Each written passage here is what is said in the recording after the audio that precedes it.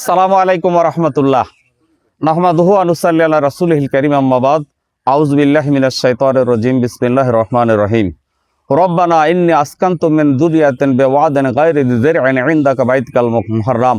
রব্বানা লিয়ুকিমুস সালাত ফাজআল আফইদাতাম মিনান নাস তাহভি ইলাইহিম ওয়ারযুকহুম মিনাস সামারাতি লাআল্লাহুম ইয়াশকুরুন। সাদাকাল্লাহুল আযীম ওয়া সাদাকা রাসূলুহুন নবিয়ুল কারীম। সূরা আল ইব্রাহিম ৩৭ নম্বর আয়াতে আমি আপনাদের সামনে তেলাওয়াত করেছি। আল্লাহ পাক এই আয়াতের মাধ্যমে আমাদেরকে বিশ্বের সকল মানুষকে জানিয়ে দিয়েছেন যে আল্লাহ পাক যখন হযরত ইব্রাহিম আলাইহিস সালাতু সালামকে ওহীর মাধ্যমে জানিয়ে দিলেন, হে ইব্রাহিম, তুমি তোমার পরিবারের একটা অংশকে আমার যে ঘর আছে, পবিত্র সম্মানিত গৃহ, এই গৃহের পার্শ্বে তুমি তাদেরকে রেখে আসো। ইব্রাহিম আলাইহিস সালাতু সালাম আল্লাহর নির্দেশ মোতাবেক তার ছোট স্ত্রী অর্থাৎ হাজারা এবং তার শিশুপুত্র ইসমাইল আলাইহিস সালাতু সালামকে সেই ইরাক থেকে, সিরিয়া থেকে তিনি নিয়ে চলে গেলেন আজকে বর্তমান যে আল্লাহর ঘর কাবা শরীফ, সেই কাবা শরীফের প্রাঙ্গণে তিনি নিয়ে গেলেন। নিয়ে যাওয়ার পরে তিনি আল্লাহর সেই উদ্দেশ্য ব্যক্ত করলেন।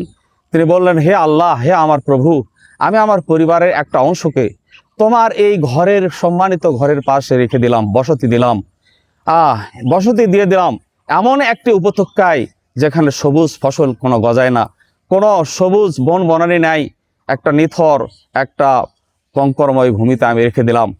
হে আল্লাহ, তুমি এদেরকে ফলাদি থেকে এদের রিজিকের ব্যবস্থা করো, আর সারা পৃথিবীর মানুষের অন্তরকে তাদের দিকে ঘুরিয়ে দাও, যাতে তারা নামাজ কায়েম করতে পারে, এবং ফল মূলাদি থেকে তাদেরকে রিজিকের ব্যবস্থা করো, যাতে তারা তোমার শুকরিয়া আদায় করতে পারে, কৃতজ্ঞতা জ্ঞাপন করতে পারে।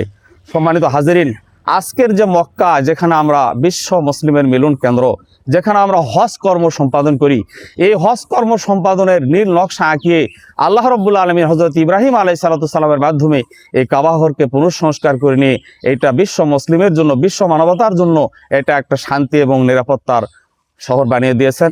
আমরা আমাদের জীবনের শেষ পরিপূর্ণতা সাধন হবে আমরা আমাদের জীবনের একটা মাকে সুস্থ অবস্থায় যদি আমরা সেই ঘরটাকে সেই ঘরে জিয়ারত করি, এবং এখান থেকে যদি আমরা আমাদের আত্মশুদ্ধির যে ব্রত এটা গ্রহণ করি, তাহলে আমরা ইহকালে এবং পরকালে উভয় কালে আমরা সাকসেসফুল হব, আমরা কৃতকার্য হব। আল্লাহ আমাদের তৌফিক দান করুন। ও আখিরু দাওয়ানা আলহামদুলিল্লাহি রাব্বিল আলামিন। আসসালামু আলাইকুম ওয়া রাহমাতুল্লাহ।